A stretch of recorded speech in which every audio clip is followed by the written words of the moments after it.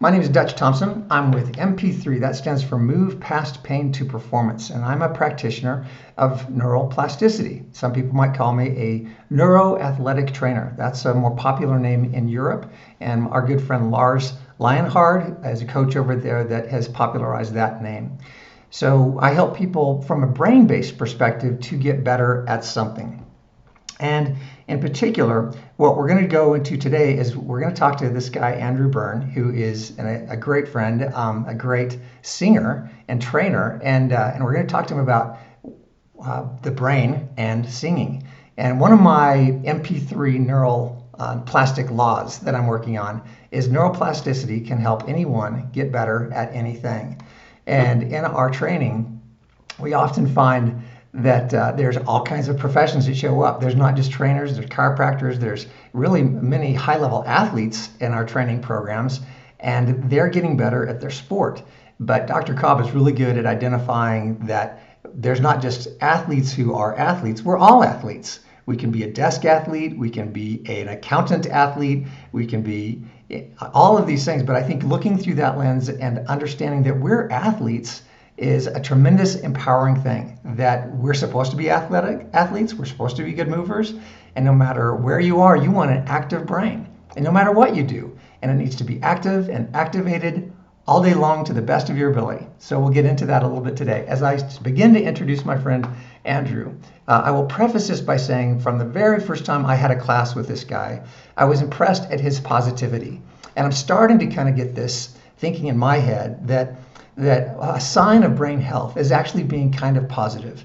It's when we're really discouraged, really depressed, really down, that can be a sign that there's just not good wiring happening or good activation happening in some parts of the brain. But Andrew, right off the bat, I knew this guy was fun to be around, he was funny, and he was lighthearted and positive. And in a way of introducing him, Andrew Byrne is the founder of the Singing Athlete, a training system that looks at voice through a brain-based lens. His New York City studio sees many professional music theater performers. Andrew has held several international teaching residencies, and his book, The Singing Athlete, will be published in June. Thank you, and join me in welcoming Andrew Byrne. Welcome, Andrew. Hi, Doug. How are you doing? Thank you so much. I'm great. I'm so glad to be here with you today. Thanks for asking me to join you. All right, sounds good. So glad that you were able to be here. So let's start, just if you could give us a little update of how you're surviving this super strange time on the planet. What's going on with you?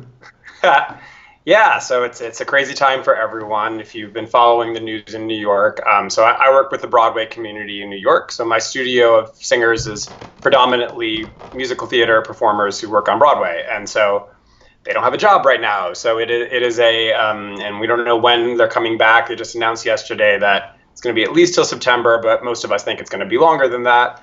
And so we are all trying to innovate and think about how we can still work with performing while we're not able to gather. And so it's been a time, I think, of innovation for everyone in our industry.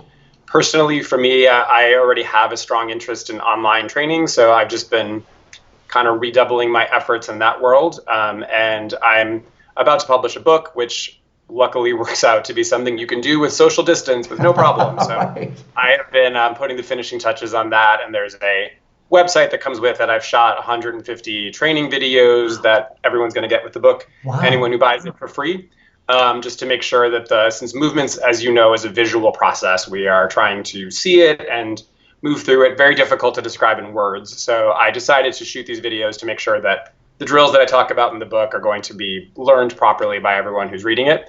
So I've been focusing on that element of it. Matthew Barry, who runs the Z Health website, has been building the site for me that's going to accompany the book. And so I've been, in addition to working online with singers, just been focusing my time on getting all of that ready for publication, which is coming in the next month or two. Wow. Tell us a little bit more about the videos. 150 videos sure. Is a treasure trove. Yeah, so it's a lot of stuff, but it comes because the system that I'm talking about is so big. You and I know from Z Health classes, it's a giant system. And to be honest, the hardest part of writing the book has been how to pare it down. I have thousands and thousands of words that I've cut from it because it's such a, I want to do everything. And so I've had to kind of pare it down to something that is more hopefully manageable for someone to read and experience.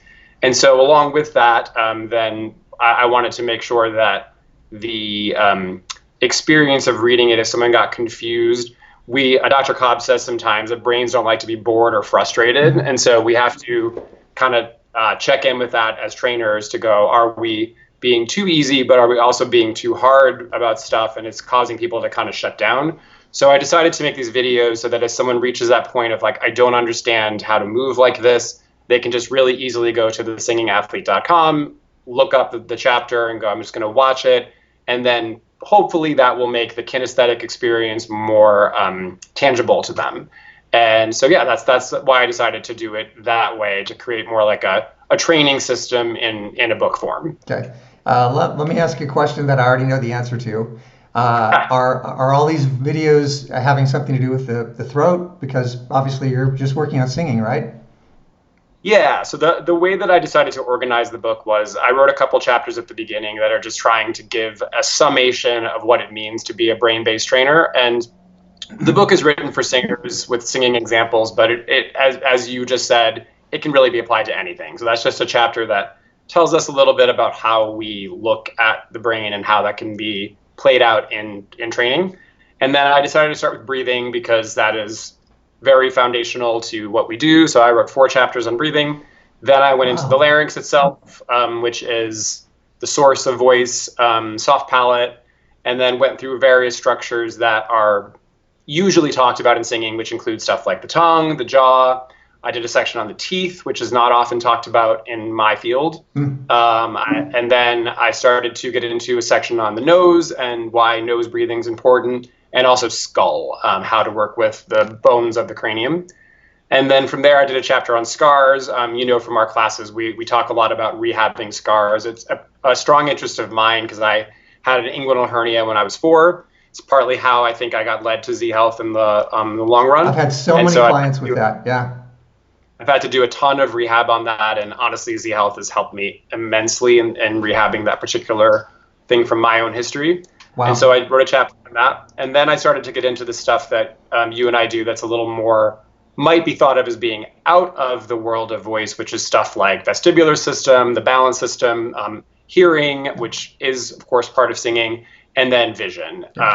So I did that towards the end of the book to give people a chance to kind of ramp up to thinking about these connections that are there, but they might not have been described before to singers as having an impact, where you look and how you stand in the floor, having a strong impact in what happens in the larynx being a midline body structure.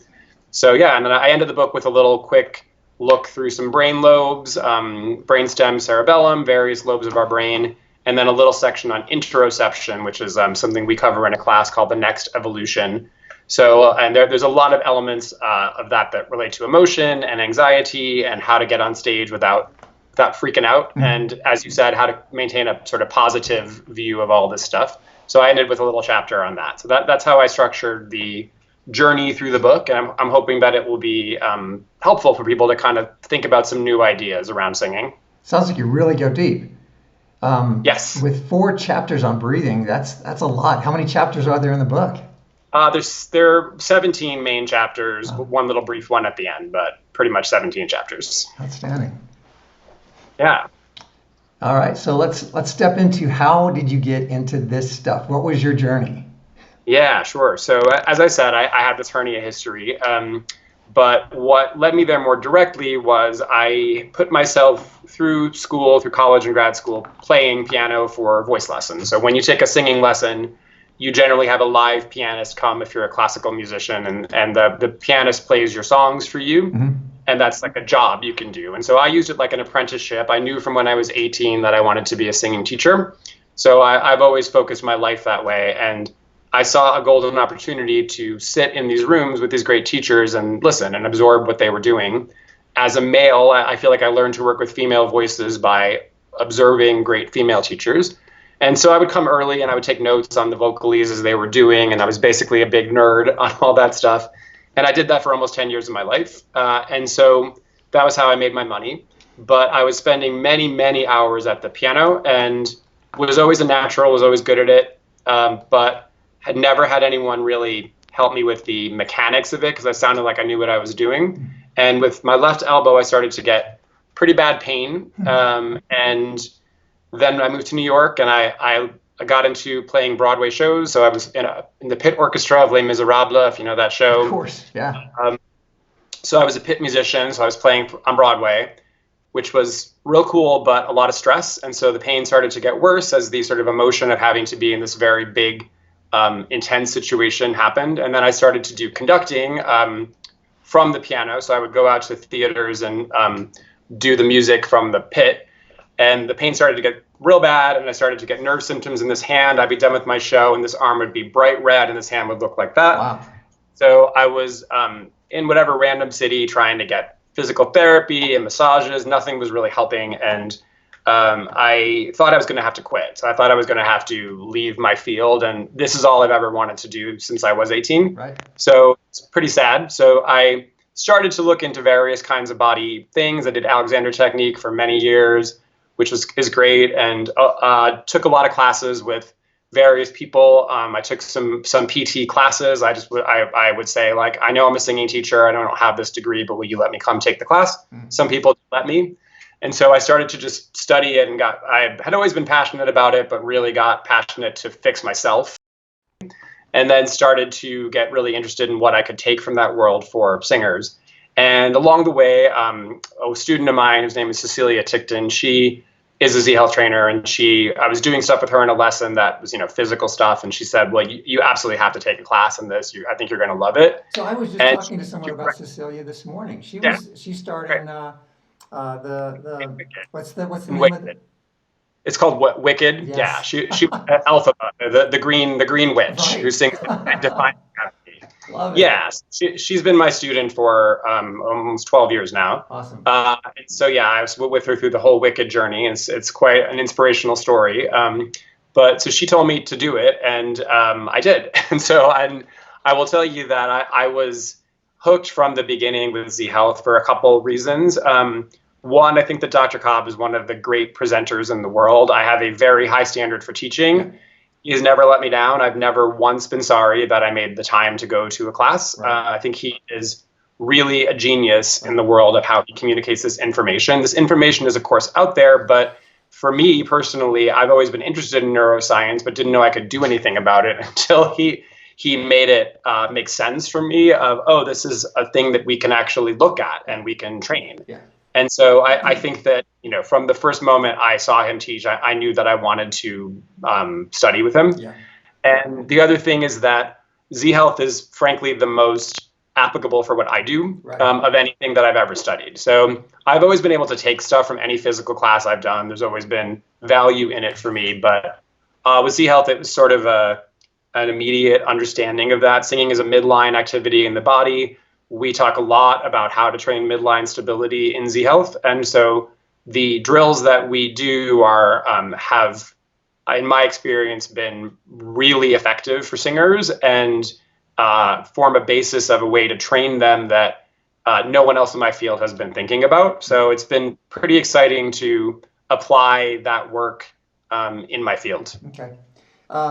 What exactly, if you can recall, what were some things that made your arm work a lot better? Yeah, so what started me down a path of getting better was I did Pilates with a private trainer and gyrotonic, and I realized through the help of my trainer that I was actually at a lot less abdominal strength on my left, that I was experiencing, shaking when I was in positions, but it was only on my left side. And at the time, I didn't understand what that was really about, but I knew that it was a thing. And then I started to think back to when I'm a lefty and left-handed, but when I was a hardcore classical pianist, I would struggle with left-hand scales. Never was good at them. My heart would sink if I would get assigned a song that had like a lot of long, complicated runs in the left hand, but my right hand was always great at it, which always perplexed me when I was thinking, but I'm left-handed. Why am I bad at doing scales on my left? And in our training, we talk about the cerebellum a lot, which controls proximal structures in the body. and also controls error correction. And that was always my problem with my left hand runs, is I was not so good at error correction. And so in terms of Z Health, I noticed things getting better when I started to understand how to assess my cerebellum and what kind of drills I could do to work on that.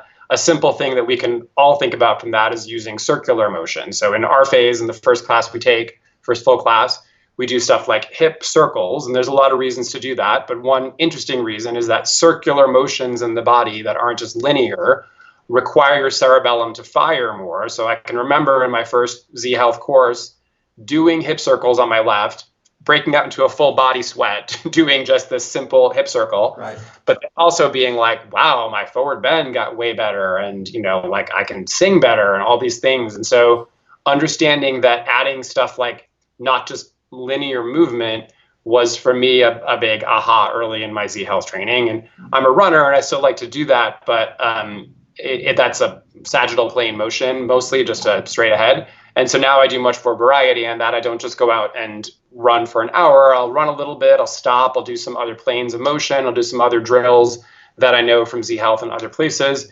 And in involving these circular planes was for me very useful in starting to feel a lot better in my arm. And I haven't been in pain in my arm in 17 years. So like I definitely have had a good success with that. And I was already going down a good path, but Z Health helped me understand why, firstly, and also what to do to continue to build on staying out of pain.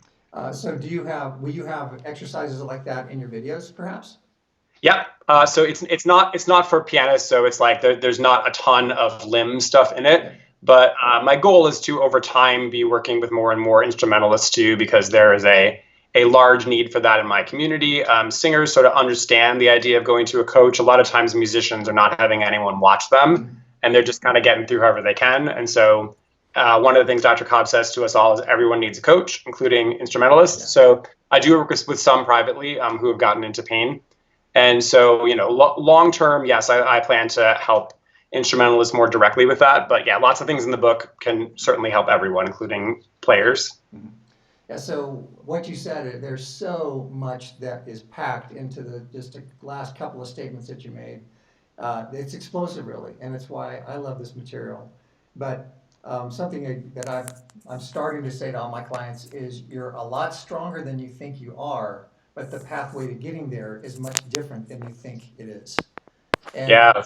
I love what you said about this left hand stuff. And I need you to go a little deeper there because you just said something crazy. You said when your left hand could do circles better, your voice worked better. Right. So go into that a little bit, please. Yeah, sure. So, we do something called the 8 levels model, which is basically a look at how the nervous system is all talking to one another.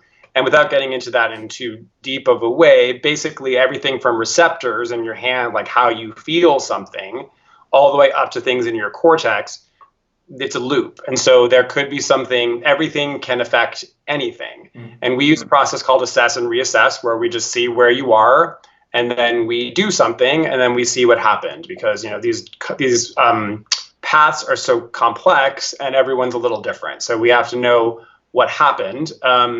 And singing, because singing is built on the reflexes of speech, it is one of the most fascinating reassessments because when I learned to play piano, I was 5 and I could make a motor pattern. Da, da, da, da, da, da, da, da, da. Singing is certainly a motor pattern, but it is built on these very old reflexive things as we acquire language before we even can remember that. And so I describe it as a reflex in the body, that it's something that when it's going well, it's not really a conscious thought. It's something that just is happening. And high-level singers know that feeling when you just go, I don't know, it's just sort of coming out of me. I don't really even understand how. And thinking about it too much and trying to make it happen can actually make it stiff and can make it not work as well. Right. And so the way that I run my studio is that I ask people about their history. We're trained in taking histories and how to do that, how to look for things that other people might not have thought about. Say, like, I had a root canal, but I haven't thought about the fact that, oh, weird, yeah, I had a root canal. I can't really feel that tooth. I wonder if that's affecting my voice. All the way to stuff like I rolled my ankle several times. And anything in the extremities. So the extremities are partly the responsibility of the brain stem, and for singing, a lot of the reflexes come out of the brain stem. Something called the PMRF fires every time you use your voice, whether it's for singing or speaking. And so that has a conversation with the extremities. So stuff like if you can do a good movement with your hand can affect your voice in a brain way, and also even in a map of how things live in your brain, of what things are neighbors. So when you study the motor cortex, you see that there's the face and the jaw and the larynx are all there, but then the neighbors to that are the neck and the hands. And so when you watch yourself sing, people will often do weird little motions with their hands, and that could be because there's a neighboring relationship in there. So moving your hand well can actually change your voice, and vice versa. There can be strong effects there if you sort of broaden your thinking a little bit. Is that in the parietal lobe and motor cortex, the very back of the frontal lobe, sensory cortex, very front of the parietal lobe. So sensory and motor, of course. But in terms of the motor cortex, there is a near relationship between hands and neck and larynx. Yeah. So it's also fascinating. Obviously, as we're hearing you sound more like a brain scientist than a vocal trainer. But it's interesting. Well, I used to think about the brain through this lens of it's infinitely complex. There's no way we'll ever understand it. I didn't go to medical school. I can't grasp it. And yet here you are saying there's these places in the brain that are connected. They're neighbors. They're proximal. They're this language that's I've grown to really love and appreciate. But what's this journey been like for you? Did you feel like you needed to be a rocket scientist to figure this out? I think of it kind of like swings of the pendulum. So I have been through anatomy and this kind of thing in many programs that I've done. I find myself that I have remembered it the best when it's been made practical for me. So if I know I can do something about it, I remember it. If it feels like I'm just memorizing the mylohyoid, I'm not going to remember it. So for me and my own learning style, I have to understand it in my body and in someone else's body, hopefully, to really get an appreciation of it. And so one of the things that Dr. Cobb says in an early class that I did was just get your friends and be like, I don't know this all yet, but will you just let me take you through this and find this attachment point on you, and just practice palpating and practice understanding what these chains are in the body in a physical way. And I think that has really personally helped me to make it more kinesthetic and to understand it in my own body and in other bodies. So that has been the way that I have held on to it. I love anatomy, but it's something that I found myself often having to be like, wait, what is that? And something about the way that Z Health has done it, I've got it much better now. There's always more to remember, but I feel pretty confident, and have been in many situations and other courses since taking Z Health where people think that I have that like a medical background, because I guess I must know some anatomy by now. But a little bit. so I fooled some people that I have. Right. I do love it, and I do love to learn more and more about it, but especially when it's something that has to my way of thinking, a practical application. Yeah.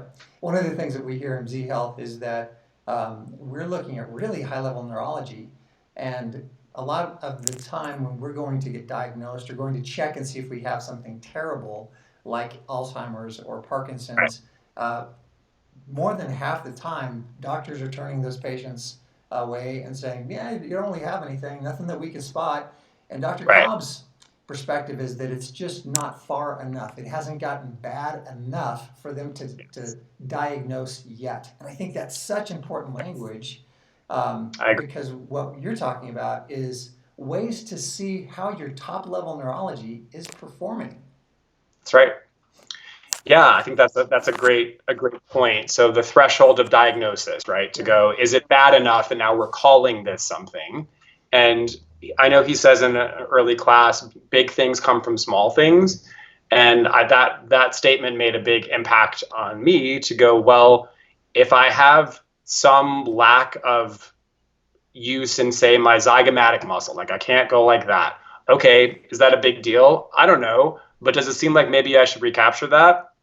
Probably, because who knows what that's affecting, right? Yeah. So the way that I train myself and the way that I train others is to think, well, let's rehab that, because we're not really sure what that's doing to your brain, but you should be able to do that. And if you can't do it, let's see if we can get you to be able to do that. And what happened to your singing when we woke up that muscle, you know? So it's being able to look at the body, obviously through a brain-based lens, but also just to look at it to go, if function is missing there, no one knows exactly what that's doing, but we do know that that should be able to happen. And I like to train people who are serious enough about it to go, yeah, I should probably figure that out. I should probably get that part awake. And yes, see what happens to my voice, but also just because like big things come from small things. I should be as healthy as possible to be able to do what I love to do as long as I possibly can on this earth. That's awesome. All right. So let's dance back to another moment to recapture a little depth in this regard.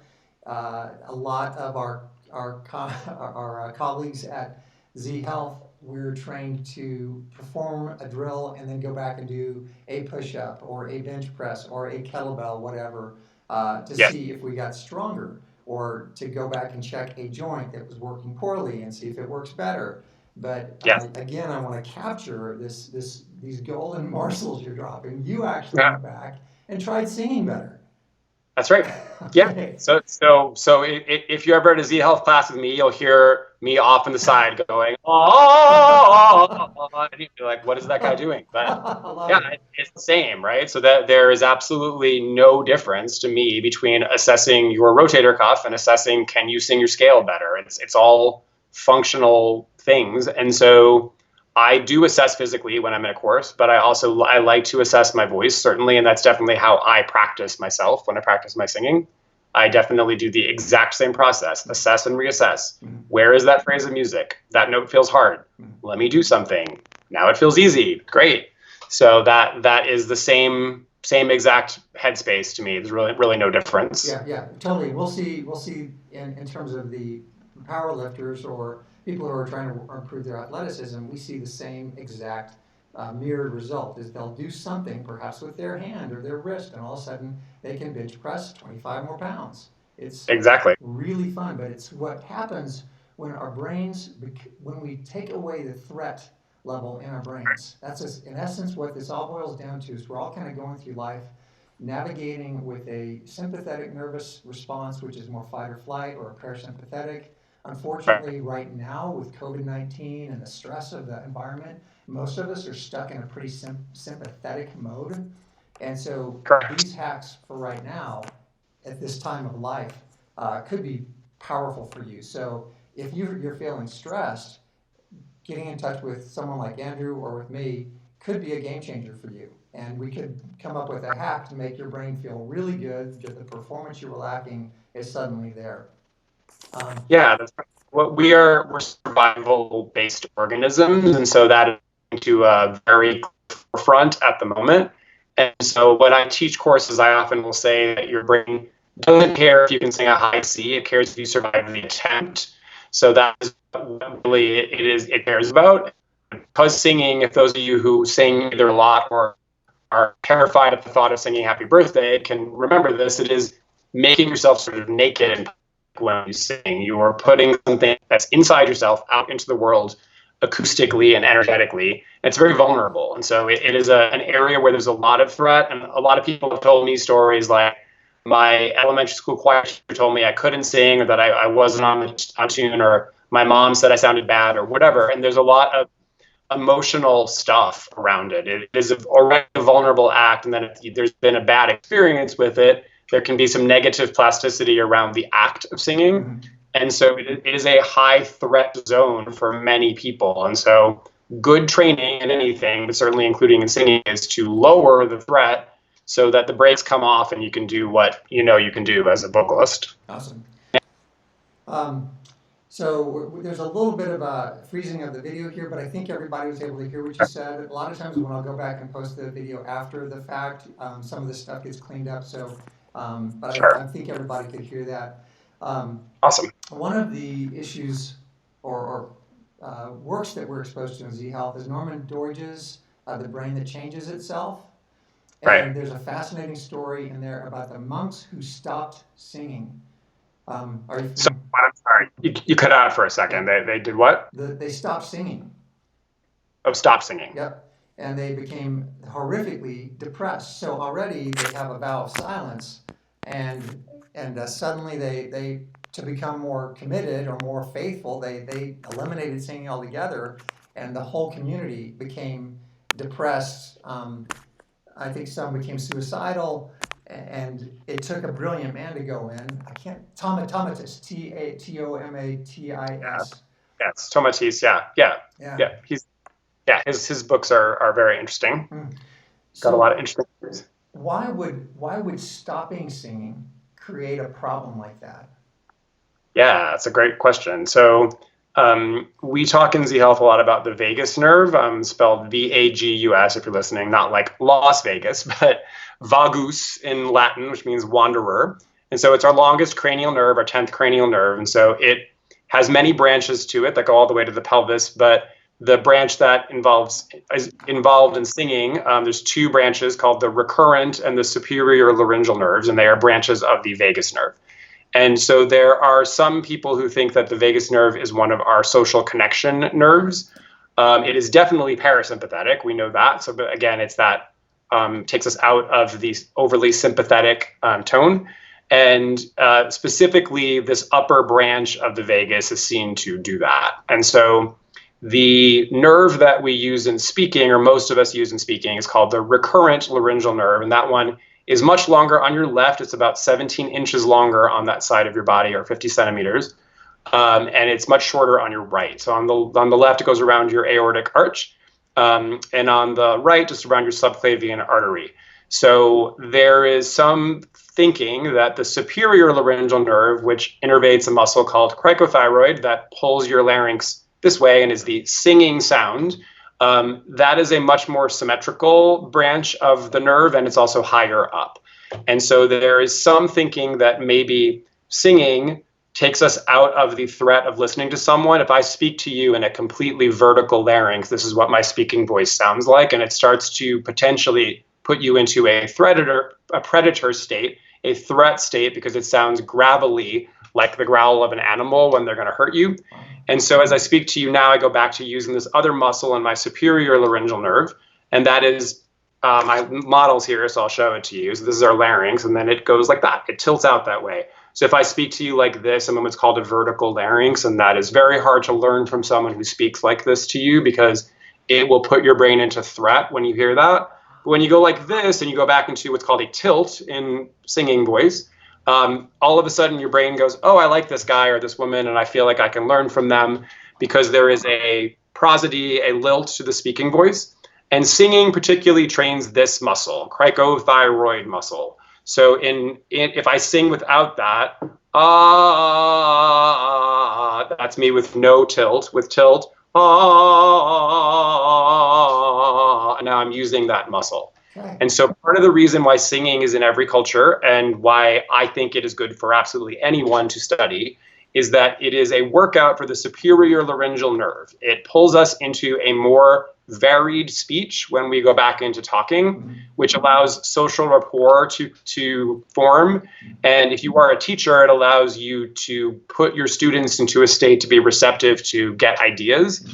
And so it is, there's a thing in our culture of talking low makes you authoritative. And so there can be vocal problems. I've rehabbed a lot of people who have thought that either consciously or subconsciously they need to lower their speaking voice to be sound like they know what they're talking about. And that can result in less access to information and certainly some physiological problems in the voice. So that is my thought on probably why that happened. I mean, the emotional side of it, like I said, is the vagus is part of that. But singing particularly trains a branch of the nerve that is really vital to our human communication. So is it possible that I could wake up, listen to the news that is like, beware, stand back, wear a mask, Doomsday. Yeah, all that, scary speech, yeah. and go to the kitchen and start singing as I make breakfast, and suddenly change the sensation and the way my body feels. Absolutely. So I would say that that is one of the very smartest things you can do right now. Put on music you love and sing along with it. It's one of the most easy ways to shift your autonomic system out of this sympathetic tone, out of this fight or flight or freeze experience. So yeah, it's something that I've been singing every day. I recommend you crank up the radio and try it. That's awesome. Love it. Love it. Okay, so if we could maybe dive into perhaps a couple of experiences you've had helping people, what have Sure. been a couple, very powerful, positive things? Sure. Gosh. Uh, one of the most essential things that Z Health teaches that is not in my field at large currently is that sensory feeds motor. So the ability to sense and feel something is a giant part of how we live. And so traditional singing training is stuff like this: lift your soft palate, breathe from your diaphragm, put your tongue forward, which are motor commands. And that can work. It is also possible that you have some sensory deficit somewhere because life is a full contact sport that is not allowing you to do that well. And I often tell students, if you can't feel it, you can't fix it. You have to be able to feel something before we're going to try to rehab it. So just because it's coming into my head, I've been in Australia and Singapore right before all this, everything shut down. And so in Australia, I have a regular relationship in Melbourne. And so I go there a lot. And so I know a lot of these folks, but it's cool to get to come back and sort of see what happens. So I had a new student there this time who was a classical singer and had never really experienced vibration in the facial bones. And so when we sing or speak, there should be a bone conduction, a sympathetic vibration in this area. And the trigeminal nerve controls this part of the face in terms of vibration. So specifically just taking a tuning fork and putting it on her face in various places where she was getting no conduction allowed her to be able to belt. And so belting, singing, if you know that, if you know Defying Gravity or Adele or whatever, you know that quality. Yeah. So a lot of times classical singers will try to, sing that and they go like, we should have had it all. And they're not singing, in the correct style for Adele or whatever. And so sometimes that is because there's a lack of a map of how to feel stuff. And so a lot of times once that's plugged back in, and this was an example where that happened, where just having these bones awakened, really amazing things happened. And in the same class, someone I've worked with before has really terrible vision. So like -8 prescription. So like basically blind when you take glasses off. And so we learn a drill called convergence, which is basically this. It's the bringing the eyeballs in like that. And because she's very, very, very threatened by vision, I have a giant ball, like a big, big green ball.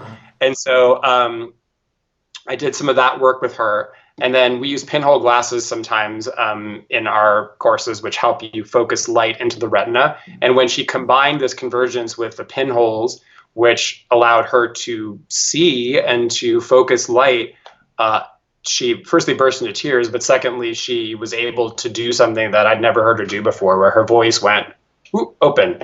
And so eyes have a sphincter-like function, and the throat does as well. And so if vision is very threatening and you're constantly kind of internally squinting, or you're wearing corrective lenses and they are set in a distance for you, and then every place else your eyes have to kind of work hard, sometimes just getting the eyes to relax allows the throat to do what it doesn't think it can do.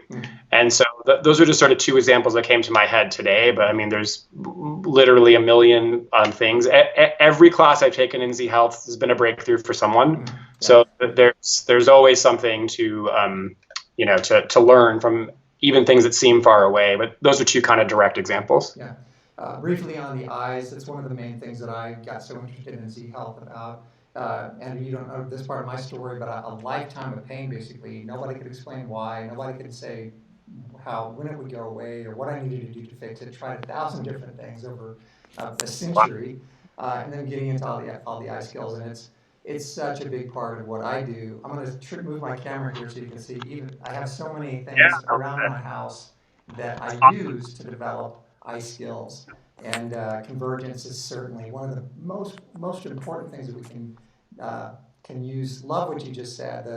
The relationship of eyes and dilation and contraction related to throat dilation and contraction. That's amazing. Super, super related. Absolutely. Many, many, many examples of that. Wow. Let's dive more into the lady who had her face wake up. Yes. What did you do? How did you get that to happen? Yeah, so it's really just the same kind of assessment. So in our structure course, we look at essentially it's called a neuroflow, a look through how to assess different parts of the brain, including cranial nerves. So one of the assessments for the trigeminal nerve is just perceiving vibration in three branches: ophthalmic, maxillary, mandibular. And so you can do it with anything that vibrates. You have an electric toothbrush at home, you can just put it on these points: forehead, cheekbone, jaw. So I always start with an assessment because I never know what I'm going to find. So I just start by hitting my tuning fork, boom, boom, boom, boom, boom, boom. And I just talk to them and say, where do you feel it, or is anywhere you don't feel it? And so if they say to me, I don't feel it on my right cheek, then the first thing I do is usually vibrate that right cheek for a few reps, vibrate it, vibrate it, vibrate it. Let's try it again. Sometimes that's all it takes. Sometimes I have them do a sustained vibration. So I use something called the Resi Max. Mine's over there, but if you may have seen it, it's called REZZIMAX. So I cart that around the world with me. And so in this case, I put that on her face. And so that is a sustained vibration. So there's two ways to do any drill. You can do it and forget it and go, or you can do it while you're singing. And so I don't remember exactly which order I did it with her, but generally I will do those things where I'll do it and drop it and let them do it. I'll have them sustain it and see what happens. And luckily I've done this for 25 plus years, so like I can hear and feel pretty quickly when somebody's in the right pocket. But often the singer can tell too, that they just know that something opened or something felt like it went to a different place for them. But yeah, that's the general idea. So bone conduction is allowing us to judge our voice in different acoustics. So if you only rely on the acoustics of the room, you may be in trouble because it's going to sound different in your apartment than it is if you're out in a big space. So we're trying to develop as singers both air conduction and bone conduction, a sense of where things resonate. It's called placement usually in voice training, but I prefer to call it bone conduction because that's A, more scientific, and B, it reminds people that we hear through the bones. There's a famous story of Beethoven that he used when he lost his hearing. He would put a metal rod in his teeth and put the metal rod in the piano, and that was how he composed the Ninth Symphony, was having this rod in here because he could hear through his teeth. And but bone conduction is very important for lots of things, but I'm glad he could write the Ninth Symphony because I really love that piece. But so that there's a way to hear through the bones, and that is sometimes that's missing for a singer, and that's why they push or why they have vocal trouble, is that they can't feel their face, so they are now unclear of how to project. So one of the obstacles that I have to overcome is the popularity in a way of neuroplasticity. It's kind of a buzzword. So Yes. I'll be working with or talking to somebody about whether they should come see me or not. And I'll say, well, I work with neuroplasticity. And I'll often hear something like, oh, yeah, I get that. That just means I got to go into my brain and make it think more positively. Yeah. So how would you respond to that or help somebody understand the difference? Yeah, so I get a lot of that too. So what I usually say is something like, well, the training that I've done is neurological, it's not psychological. So sometimes that I find helps people to make that distinction, because not that there's anything wrong with thinking psychologically, that's great. But if people think they're going to come and you're going to be like, talking about them from a psychological perspective, I think that can be helpful to draw that line. So I run a course called the Singing Athlete, and I have a wonderful student who's also a therapist and who's taken the course. And what she said to me afterwards that made a big impression on me was, from watching other people's work and watching the emotional content change, even though I never, ever talked about that. She found that to be fascinating to see that there were these shifts in emotion, even though that was not what we were discussing, and that was not the point of the exercise at all.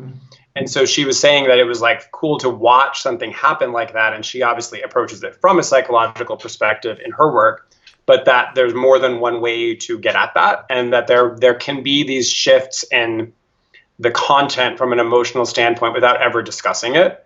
And that is the way that I prefer to work, because I'm not trained to be in any way a psychologist or psychiatrist, although I understand that there are changes that happen with that.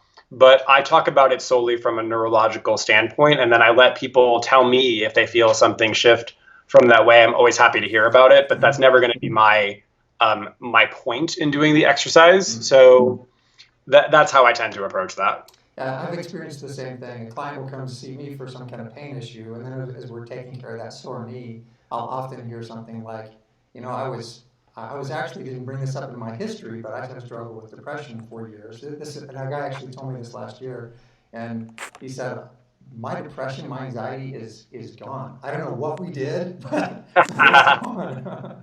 It's crazy, yeah. It makes sense because we're really talking about the threatened brain. And if we're taking the brakes off of that brain by making it work better, it really makes sense that you can accomplish some unbelievably things in a indirect way. The thing that Dr. Cobb said that finally put it together for me was the idea of the thalamus, which is this gatekeeper in our brain, and that is trying to tell us what to pay attention to consciously. And that he explained it to us as that if that area is constantly kept busy about trying to resolve all these sensory problems, like my left eye doesn't work and my right ear doesn't work and I can't smell and I have this problem in my tongue where I have it in the wrong place and everything's off, that part of the brain is so busy trying to put out all these fires constantly that it has nothing left to inhibit these negative thoughts. And so if we can start to improve function, a lot of cool, seemingly surprising things can happen. But I think one of the great things about our training is that it makes it feel less surprising when someone says to you, I fixed my knee and now I'm not depressed. That, to those of us who've been through this training, I don't think sounds that weird. It's like, well, yeah, sure. Like your thalamus is not having to constantly be like, God, that knee is so messed up. It's now has better information. And now it's free to put some of its resources into, say, inhibiting depression or anxiety or whatever it is that you are struggling with from an emotional standpoint. And I think that is one of the, frankly, the coolest things that can be a byproduct of thinking this way. So, I love talking to you. You're just awakening and reminding me of so many very fascinating parts of this equation. One is ADHD.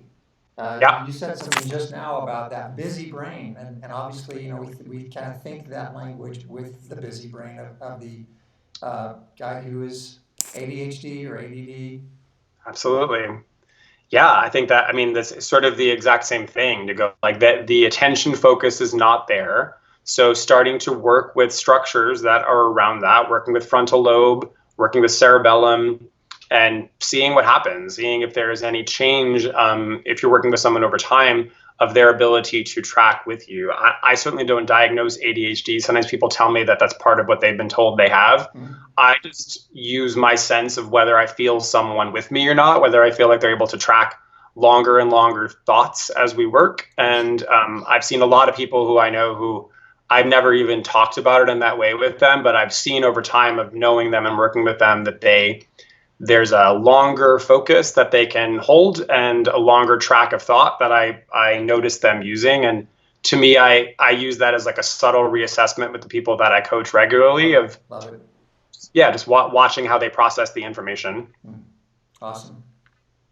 So on your book, tell us a little bit about that, some of the details. When's it coming out? When's your next one? Yes, going to finish this one first. But I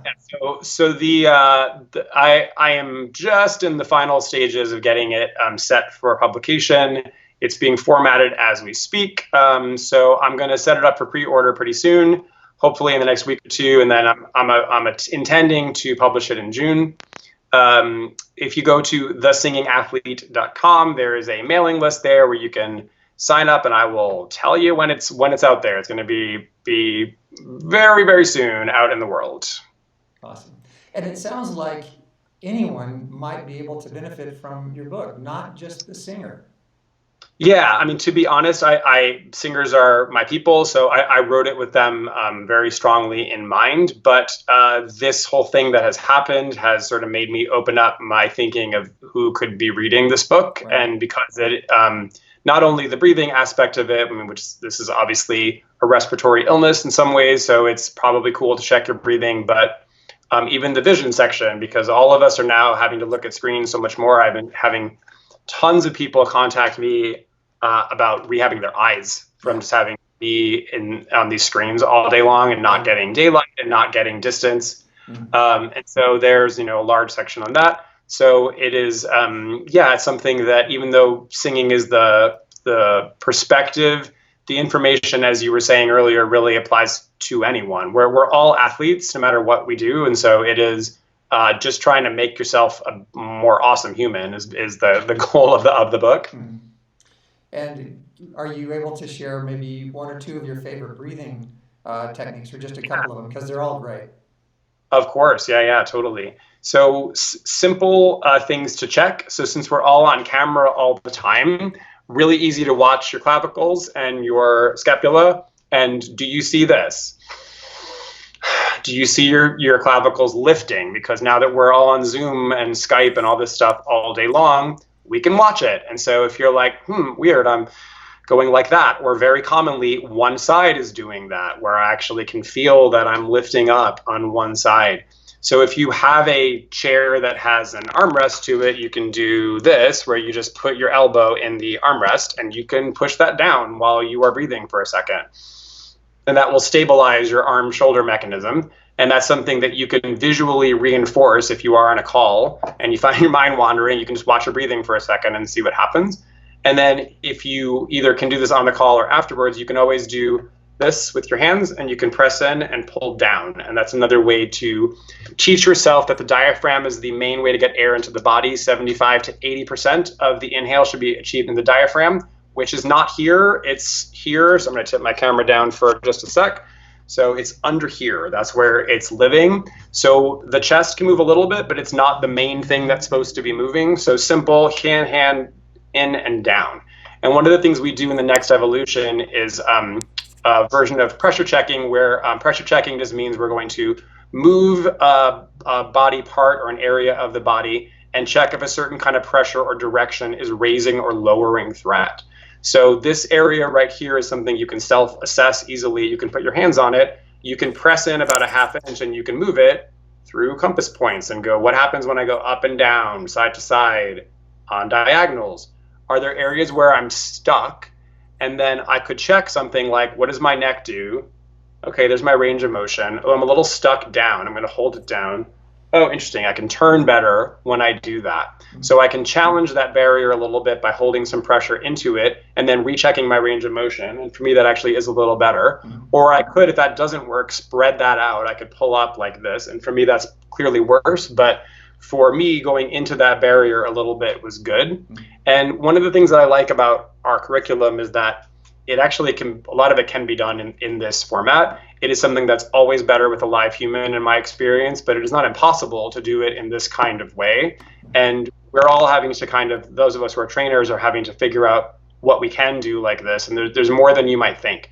And once you get used to this idea of assessing and reassessing, you can look at your breathing yourself. You can see what helps you. And maybe just having a little bit of contact there might be changing your interoception, your ability to feel what's happening inside of yourself. Yeah, for me personally, I know when I go one direction, I just settle down. It's almost like I can feel my pulse settle, my whole body relaxes just by pulling that part to the right a little bit. Yeah, that's right. So, this idea of these receptors are called C fibers that respond to a deep pressure.